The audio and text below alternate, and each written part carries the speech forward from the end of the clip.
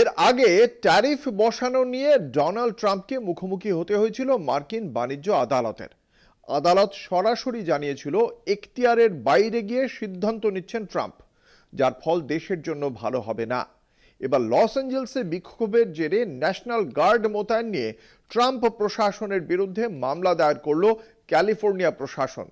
যুক্তরাষ্ট্রীয় কাঠামোয় রাজ্যের সঙ্গে আলোচনা না করেই ট্রাম্পের এই সিদ্ধান্তের তীব্র বিরোধিতা করা হয়েছে ক্যালিফোর্নিয়া প্রশাসনের পক্ষ থেকে। ইতিমধ্যেই লস অ্যাঞ্জেলসে জারি হয়েছে কারফিউ।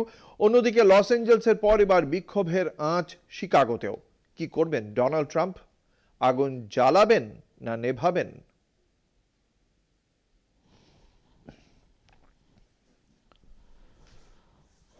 টানা 5 দিন ধরে বিক্ষোভের আগুন জ্বলছে লস অ্যাঞ্জেলেসে। শহরে মোতায়েন 4000 ন্যাশনাল গার্ড, মেরিন বাহিনীর প্রায় 700 সদস্য লস অ্যাঞ্জেলেসের রাস্তায়। হাজার হাজার সেনা পাঠিয়েও বিক্ষোভ রুখতে ব্যর্থ ট্রাম্প প্রশাসন।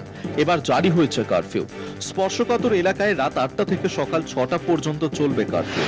প্রশাসন এই বিশৃঙ্খল পরিস্থিতি থেকে লস অ্যাঞ্জেলেসকে মুক্ত করবে বলেই দাবি করেছেন ট্রাম্প।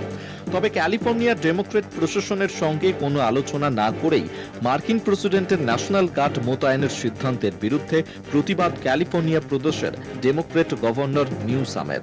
ট্রাম্পের রিপাবলিক পার্টির অনৈতিক ক্ষমতা প্রদর্শনের বিরুদ্ধে আদালতের দ্বারস্থ হয়েছে ক্যালিফোর্নিয়া প্রশাসন।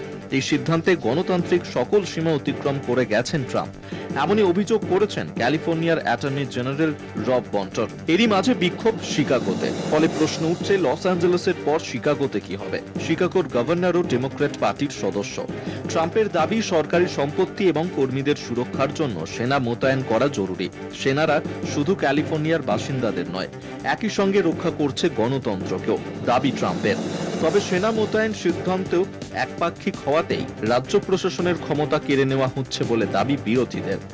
অভিবাসন নীতিকে কেন্দ্র করে পদক্ষেপের ভিত্তিতে ট্রাম্পের বিরুদ্ধে কার্যত একনায়কতন্ত্রের অভিযোগ তুলছে বিরোধীরা। কলকাতা টিভি।